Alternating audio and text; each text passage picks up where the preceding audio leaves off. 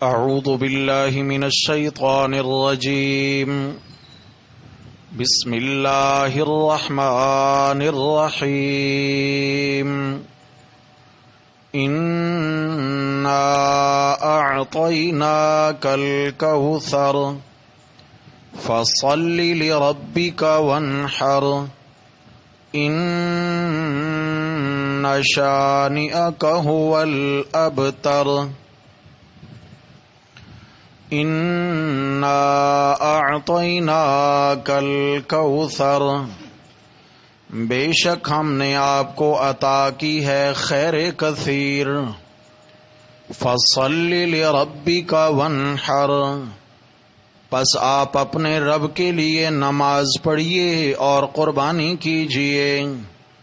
ان شانئک هو الابتر، بے شک آپ کا دشمن وہی بے نام و نشان ہوگا. صدق اللہ، ومن اصدق من اللہ قیلا. اللہم صل علی سیدنا و مولانا محمد وعلی آل سیدنا و مولانا محمد وبارک وسلم وسلم علیہ. حضرات محترم، گزشتہ چند دنوں سے قرآن مقدس کی سب سے مختصر ترین سورۃ الکوثر کے حوالے سے ہمارا سبق ہو رہا ہے. عرض کیا تھا کہ الکوثر حضرات مفسرین کرام نے اس کے تقریباً 26 معانی بیان فرمائے ہیں، اور ہر ایک معنی اپنے لحاظ سے علوم کا بحر بے کراں ہے. جناب رسول اللہ صلی اللہ علیہ وسلم نے جب اہلیان مکہ کے سامنے لا الہ الا اللہ کی دعوت شروع فرمائی تو ہر طریقے سے آپ صلی اللہ علیہ وسلم کی دعوت کو دبانے کی کوشش کی گئی. جب دلیل کا جواب دلیل کے ذریعے نہ بن سکا، تشدد کی راہ بھی اختیار کر کے دیکھ لی، آپ صلی اللہ علیہ وسلم کی دعوت کو نہ روک سکے، تو پھر اوچھے ہتھ کنڈوں پہ اتر آئے. اوچھے ہتھ کنڈے کیا تھے؟ آپ صلی اللہ علیہ وسلم کے لخت جگر جناب ابراہیم رضی اللہ تعالی عنہ 17 ماہ کی عمر میں انتقال فرما جاتے ہیں، اور آپ صلی اللہ علیہ وسلم کو اپنے صاحبزادے کی جدائی کا سخت رنج ہوا. آپ علیہ الصلاۃ والسلام بہت دل گرفتہ ہوئے. تو آپ کے رشتے میں چچا ابو لہب اور مکہ کے ایک سردار عاص ابن وائل، ان کو جب پتہ چلا کہ آپ صلی اللہ علیہ وسلم کے صاحبزادے کا انتقال ہو گیا ہے، تو انہوں نے خوشی خوشی لوگوں سے یہ کہنا شروع کر دیا، ان محمدن قد ابتر، کہ محمد صلی اللہ علیہ وسلم کی نسل اختتام کو پہنچی ہے. آپ کے بعد چونکہ آپ کی نرینہ اولاد ہے نہیں، تو آپ کا یہ سلسلہ آگے چل نہیں پائے گا. نام زندہ رہتا ہے نرینہ اولاد کے ذریعے، اور مشن کی بقا ہوتی ہے بیٹوں کے ذریعے. آپ کے بیٹے ہیں نہیں تو بس بھائی یہ چند دنوں کی بات ہے. آپ صلی اللہ علیہ وسلم جب دنیا سے رخصت ہوں گے تو ساتھ آپ کی دعوت بھی دنیا سے رخصت ہو جائے گی. اس لیے یہ آج جو ہمارے معبودوں کی کمزوریاں ہمیں سناتے ہیں اور ہم اس کی وجہ سے پریشان ہوتے ہیں، تو یہ چند دنوں کی بات ہے، بس صبر کرو. ان محمدن قد ابترا، محمد صلی اللہ علیہ وسلم کی نرینہ اولاد رہی نہیں، تو اب آپ کی دنیا سے جانے کے ساتھ اللہ نہ کرے آپ کا مشن بھی چلا جائے گا. نبی کریم صلی اللہ علیہ وسلم کو جب ان کے اس اوچھے ہتھ کنڈے اور پروپیگنڈے کا پتہ چلا تو آپ صلی اللہ علیہ وسلم بہت غم زدہ ہوئے. بیگانوں کی جانب سے دیے جانے والے دکھ اتنا دکھی نہیں کرتے جتنا اپنوں کے دیے ہوئے دکھ انسان کو ستاتے ہیں. آپ صلی اللہ علیہ وسلم پریشان ہوئے. اللہ رب العزت نے آپ صلی اللہ علیہ وسلم کی تسلی کے لیے سورۃ الکوثر کا نزول فرمایا. انا اعطیناک الکوثر. میرے محبوب پریشان کیوں ہوتے ہیں؟ اگر ہم نے آپ کا بیٹا لے لیا تو کیا ہوا؟ ہم نے آپ کو دنیا آخرت کی بھلائیاں بھی تو دے دی ہیں. الکوثر خیر کثیر دی ہے ہم نے آپ کو. پہلے بھی عرض کر چکا ہوں اور یاد دہانی کے لیے پھر احباب عرض کرتا ہوں کہ حضرات مفسرین کرام نے ان 3 آیات والی مختصر ترین سورت کو 30 پاروں کی ترجمان سورت قرار دیا ہے.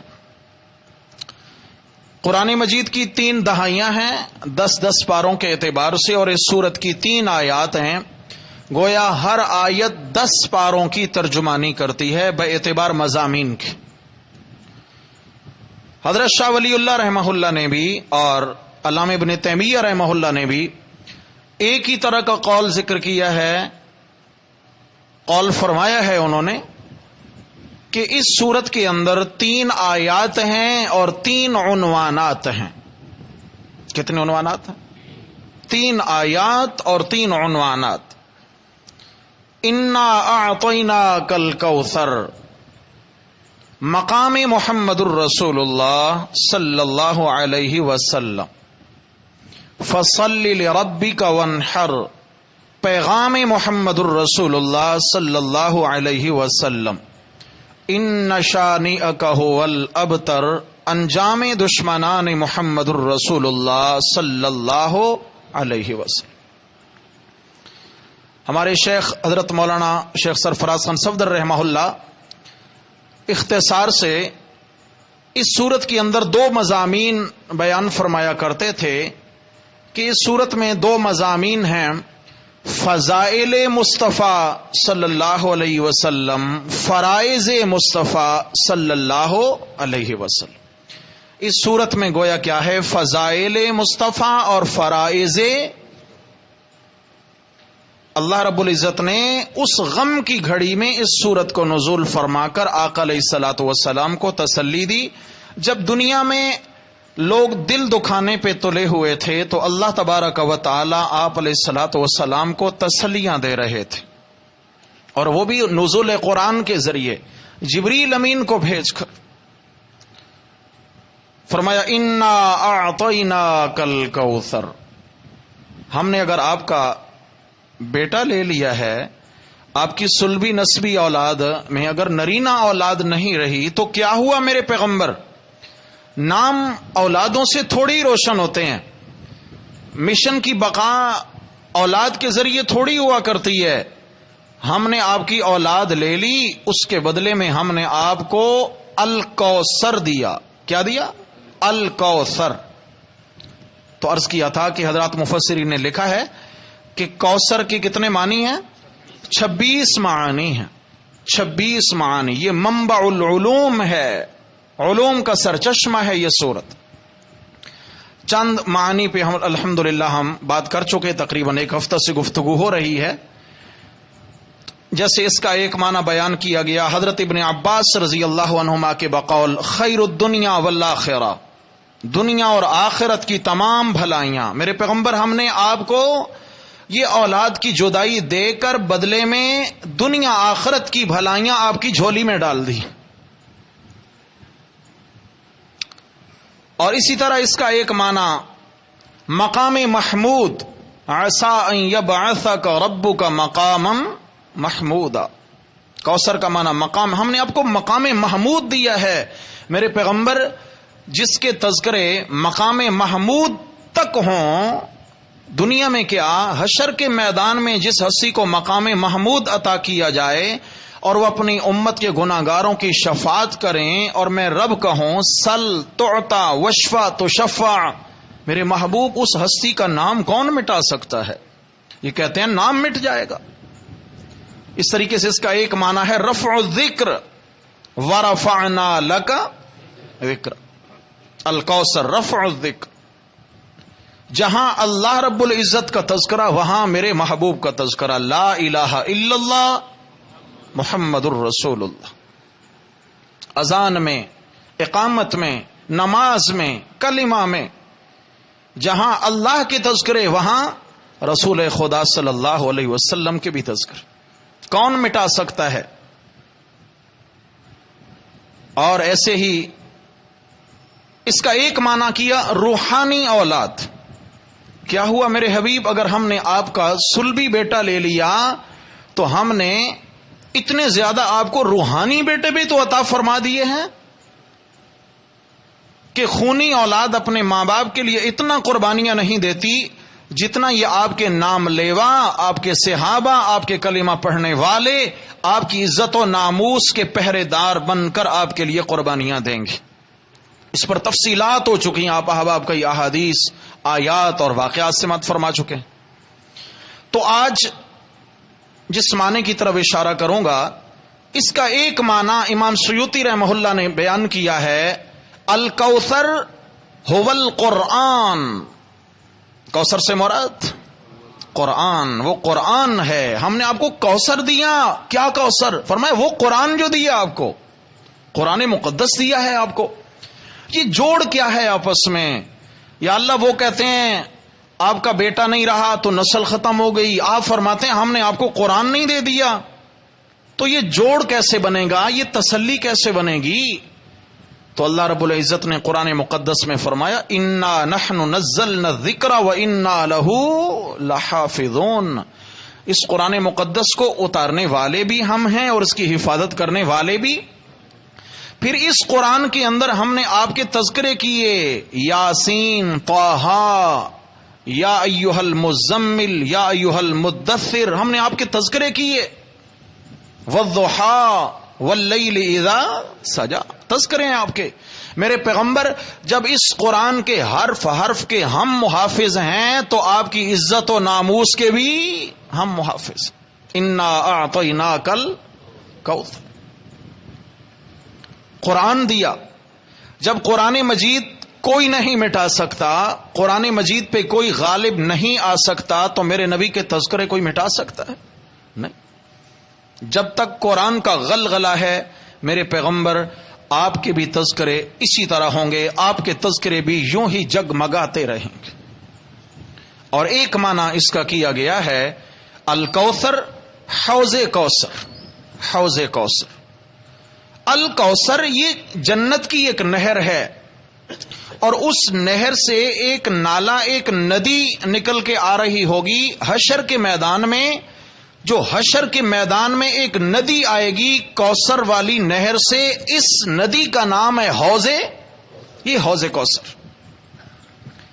میرے محبوب آپ کے تذکرے کون مٹا سکتا ہے؟ ہم نے آپ کو ساقی کوثر بنا دیا ہے، ساقی کوثر بنایا۔ کل کے سبق میں پڑھا تھا نا، شافی محشر بنایا ہے۔ اور وہ کیسے شافی محشر؟ اللہ اکبر! کیا آپ علیہ الصلوۃ والسلام نے فرمایا تھا نا، اللہ رب العزت نے مجھے دو چیزوں میں سے ایک کے چناؤ کا اختیار دیا ہے۔ میرے حبیب اگر آپ چاہیں تو بغیر حساب کے ہم آپ کی آدھی امت کو جنت میں داخل کرنے کا فیصلہ فرما دیتے ہیں، اور اگر آپ چاہیں تو پھر آدھی امت والی بات نہیں، پھر ہم آپ کو دن قیامت کے مقام شفاعت نصیب فرمائیں گے۔ آپ اپنی امت کے گناہگاروں کی شفاعت فرمائیں گے۔ پھر میں اللہ کی مرضی ہے جس کے بارے میں آپ کی شفاعت قبول کروں، جس کے بارے میں نہ کروں۔ تو آپ علیہ السلام نے فرمایا اخترت الشفاعہ، میں نے آدھی امت کو بخشوانے کی بات پسند نہیں کی، میں نے شفاعت کو پسند کر لیا۔ فرمایا امید ہے کہ میں اپنے رب کے حضور رو دھو کے آدھی سے زیادہ امت کو جنت لے کے جاؤں گا، آدھی سے زیادہ امت کو۔ انا اعطیناک، یہ مقام شفاعت دیا ہے، کون آپ کے تذکرے مٹا سکتا؟ حوض کوثر دیا ہے، حوض کوثر۔ احادیث میں یہ حوض کوثر یا الکوثر جو نہر ہے جنت کی، اس کی بہترین عکاسی یا تصویر ہے کہ اس نہر کا جو فرش ہے یاقوت اور مرجان سے بنا ہوا، اس نہر کی دیواریں موتیوں سے بنی ہوئی، اس کی مٹی کستوری کی ہے، اور اس میں بہنے والا جو پانی ہے ابرد من الثلج، برف سے زیادہ ٹھنڈا، دودھ سے زیادہ سفید، اور شہد سے زیادہ اس میں مٹھاس ہے۔ اور اس حوض کوثر پہ جو برتن رکھے گئے ہیں آسمان کے ستاروں کی مانند ہیں۔ علماء نے لکھا ہے کہ آسمان کے ستاروں سے تشبیہ دو طرح کی ہے، یا تو تعداد میں اتنے زیادہ ہیں وہ برتن، وہ پیالے، آب خورے، یا تو تعداد میں آسمان کے ستاروں کی طرح ہیں، یا پھر ان کی چمک آسمان کے ستاروں جیسی، شفافیت میں آسمان کے ستاروں جیسے۔ آپ صلی اللہ علیہ وسلم نے فرمایا کہ اللہ تعالی مجھے حوض کوثر پہ بلائیں گے اور اللہ مجھے ساقی کوثر بنائیں گے، اور میں اپنی امت کے ایمان والوں کو حشر کے میدان میں دست نبوت سے کوثر کے جام بھر بھر کے پلاؤں گا۔ اگلے الفاظ اب آپ سنیے، رسول اللہ صلی اللہ علیہ وسلم نے فرمایا قیامت کا گرم ترین طویل ترین 50,000 سال کا ایک دن، زبان لکڑی کی ہو چکی ہے، گرمی کی انتہا ہے، نفسی نفسی کا عالم ہے، اور اس کیفیت میں فرمایا جس نے ایک گھونٹ بھی حوض کوثر سے میرے ہاتھوں سے پی لیا لا یظمأ ابدا، پھر وہ 50,000 سال کے طویل اور گرم ترین دن میں دوبارہ کبھی پیاسا نہیں ہوگا۔ دعا کریں اللہ ہم سب کو نصیب فرمائے۔ لا یظمأ ابدا۔ آپ کی اجازت ہے حضرت شاہ ولی اللہ کی ایک بات سنا دوں؟ ہاں بھائی تھک گئے؟ آج سے تقریباً 200 سال پہلے حضرت امام شاہ ولی اللہ دہلوی رحمہ اللہ تعالی، یہ وہ ہستی ہیں جنہوں نے برے صغیر میں علوم حدیث کو رواج دیا، علوم حدیث کو رواج دیا انہوں نے، اور یہ وہ سب سے پہلی ہستی ہیں جنہوں نے عربی کے علاوہ کسی زبان میں قرآن مقدس کو ڈھالا ہے۔ سب سے پہلے فارسی میں حضرت شاہ ولی اللہ رحمہ اللہ نے قرآن کا ترجمہ کیا اور لوگوں کو قرآن کا چشمہ لگایا تاکہ ان کو حقائق دکھیں، قرآن کے علوم اصل ہیں کیا، ورنہ تو پردے پڑے ہوئے تھے، دبیز پردوں تلے یہ قرآن چھپا ہوا تھا، مولویت نے رہبانیت نے چھپا رکھا تھا قرآن کو۔ کیوں؟ اگر قرآن سے پردہ ہٹ گیا تو پھر ہمارے عیب دکھنا شروع ہو جائیں گے۔ قرآن کی اینک لگ گئی تو پھر تو کیا ہو جائے گا بھائی، دنیا خود نظارے کرے گی۔ حضرت شاہ ولی اللہ رحمہ اللہ نے فرمایا کہ کوثر کا ایک معنی حوض کوثر ہے اور ایک معنی ہے قرآن۔ کیا؟ تطبیق دی ہے دو معنوں کو آپس میں۔ شاہ جی رحم اللہ لکھتے ہیں، فرمایا کہ ایک تو وہ حوض کوثر ہے جس کی خوشبو کستوری سے زیادہ ہے اور جس کی مٹھاس شہد سے زیادہ ہے، فرمایا وہ تو آخرت میں ہے، اور ایک کوثر اللہ نے دنیا میں نازل کیا ہے، اس کی خوشبو بھی کستوری سے بڑھ کر ہے، اور اس میں اللہ نے مٹھاس اور چاشنی بھی شہد سے بڑھ کے رکھی ہے، اور وہ اللہ کا قرآن ہے۔ شاہ جی نے تطبیق دی دو معنوں کو آپس میں، فرمایا دن قیامت کے آقا صلی اللہ علیہ وسلم کے ہاتھوں حوض کوثر سے کوثر کا جام اسی کو نصیب ہوگا جو دنیا میں اس کوثر سے سیراب ہوا۔ جس نے دنیا میں اس کوثر سے اپنی طبیعت کو سیراب نہیں کیا وہ دن قیامت کے حوض کوثر سے بھی سیراب۔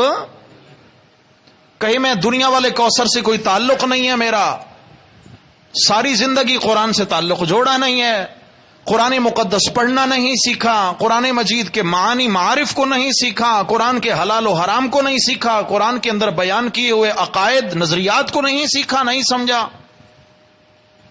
اور پھر اس کی یہ سوچ ہو کہ مجھے دن قیامت کے رسول اللہ صلی اللہ علیہ وسلم کے ہاتھوں کوثر کے جام نصیب ہو جائیں، ممکن ہے بھائی؟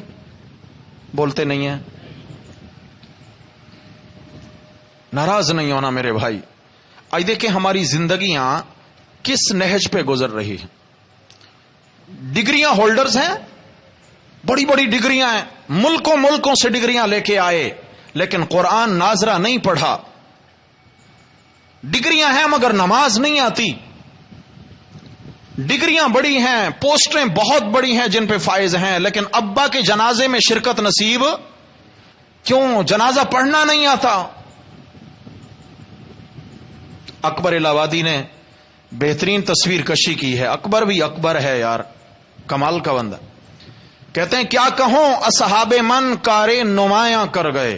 اصحاب من, دانا لوگ جو اپنے آپ کو دانا سمجھتے ہیں, جن کی نظر میں دنیا والوں کی کوئی لوگوں کی حیثیت نہیں ہے, اپنے آپ کو بہت کوئی سمجھتے ہیں. کیا کہوں اصحاب من کارے نمایاں کر گئے, بی اے کیا نوکر ہوئے پینشن ملی اور مر گئے.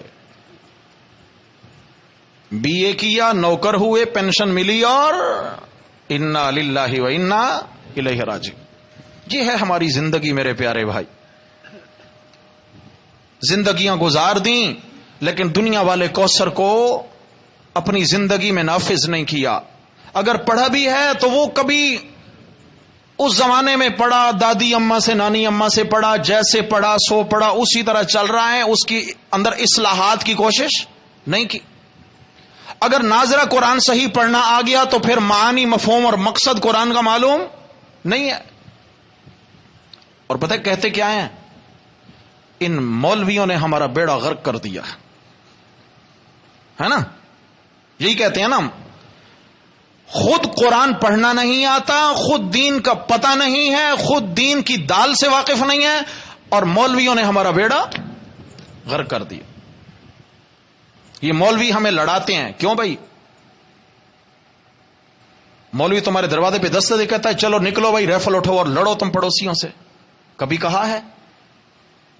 نہیں جی. وہ مسئلہ یہ ہے, ان کی طرف جاتے ہیں تو وہ اور بات کرتے ہیں, ادھر جاتے ہیں تو اور بات کرتے ہیں. ہم تو کنفیوز ہو گئے بھائی, پتہ نہیں وہ سچے ہیں وہ سچے, اس لیے ہم نے مسجد جانا ہی چھوڑ دیا ہے. اللہ اللہ خیر صلی اللہ. بڑی دانائی کی بات کی ہے. گھر میں مریض ہو جائے اور اس کو لے کے ایک ڈاکٹر کے پاس جاتے ہیں. ڈاکٹر صاحب نے کہا بھائی اس کو دل کا مسئلہ ہے. تو مشورہ کرتے ہیں یار ایسا ہے, اگر دل کا مسئلہ ہے تو پھر ان سے بڑے ڈاکٹر کے پاس لے کے چلتے ہیں. بڑے ڈاکٹر کے پاس گئے تو انہوں نے کہا دل کا مسئلہ نہیں ہے بھائی, اس کو تو معدے کا مسئلہ ہے. یار یہ کیا, یہ تو مسئلہ گڑبڑ ہو گیا. چلیں اس سے بھی بڑے کسی پروفیسر ڈاکٹر کے پاس لے کر کے چلتے ہیں. کیا خیال ہے, آگے آگے جائیں گے, بڑے کی تلاش کریں گے, یا یہ کہہ کر مریض گھر لے کے آئیں گے بھائی یہ ڈاکٹروں کے جھگڑے ہیں, ڈاکٹروں نے ہمارا بیڑا غرق کر دیا, ہم نے علاج ہی نہیں کروانا. عقل مند ہے نا ہم تو کہتے ہیں بھائی ان جھگڑوں میں نہیں پڑنا, مولویوں نے ہمیں لڑا دیا. بھائی اگر ایک مولوی کی بات پلے نہیں پڑی, دوسرے کے پاس جائیں, اس کی نہیں پڑی, کسی بڑے کے پاس جائیں, اس کی نہیں پڑی, اس سے بڑے کے پاس جائیں. علم کے اعتبار سے بڑی بڑی ہستیاں دنیا میں موجود ہیں. تحقیق کریں بھائی, تحقیق کریں, تحقیق کا زمانہ ہے, آنکھیں بند کر کے نہ چلیں, تحقیق کریں. دعا کریں اللہ تعالی ہمیں دنیا والے اس کوثر کا تعلق نصیب فرما دے. جب اس کا تعلق نصیب ہو گیا تو انشاءاللہ امید ہے اللہ تعالی ہم گناہگاروں کو اس کوثر کے گھونٹ بھی نصیب فرما دیں گے. انا اعطیناک الکوثر. آپ علیہ ایک حدیث میں آتا ہے, غالباً طبرانی کی روایت ہے, کہ نبی علیہ الصلوۃ والسلام نے فرمایا حوض کوثر کے 4 کونے ہیں, اور ان چاروں کونوں پر اللہ تعالی میرے رفقا اور خلفاء کو بلائیں گے.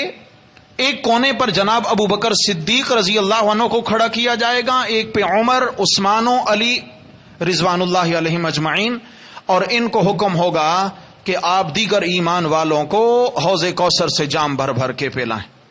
آپ صلی اللہ علیہ وسلم کے ہاتھوں بھی جام نصیب ہوں گے, اور ان مقدس ہستیوں کے ہاتھوں بھی کوثر کے جام. بولتے نہیں ہیں بھائی جی.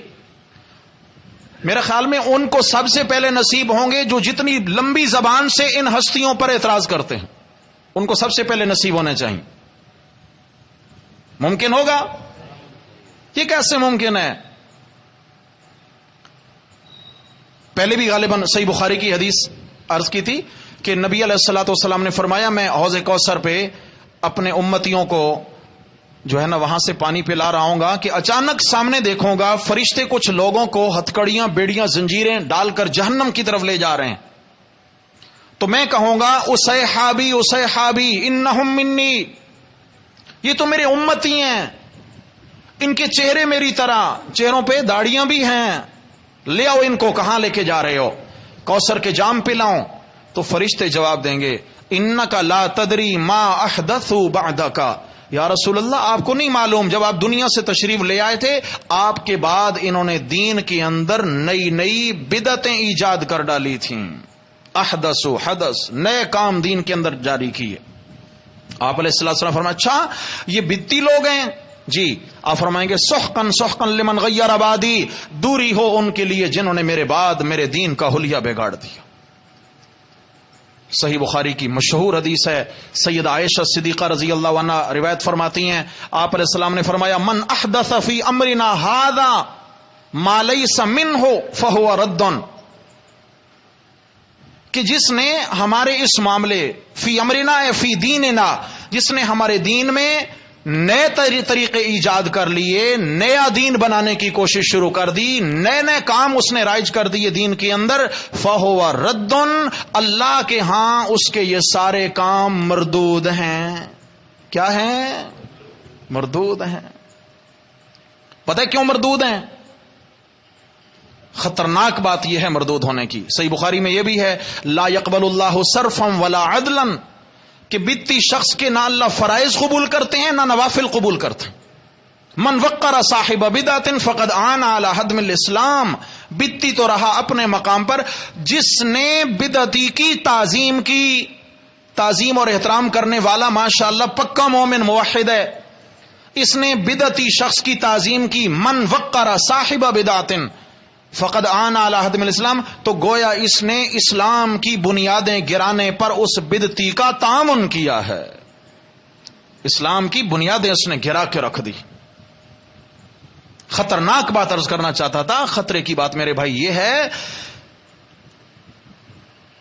الاعتصام علامہ شاطبی رحمہ اللہ کی کتاب ہے، اس کے اندر ایک عبارت ہے جس کا مفہوم یہ ہے کہ جو شخص دین کے اندر نیا کام شروع کرتا ہے، نئی بدعت شروع کرتا ہے، تو اس کا نظریہ یہ ہوتا ہے نعوذ باللہ کہ جو بات مجھے اجر و ثواب کی سمجھ آ گئی یہ نبی علیہ السلام کو بھی سمجھ نہیں آئی تھی. میں اگر یہ کر رہا ہوں تو اس میں حرج کیا ہے؟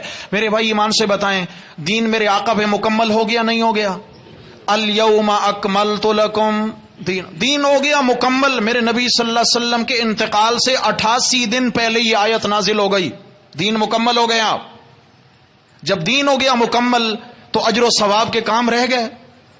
جو اجر کا ثواب کا کام تھا آپ علیہ السلام نے وہ کر دکھایا، اور جو نہیں کیا معلوم ہوا وہ ثواب کا کام نہیں تھا.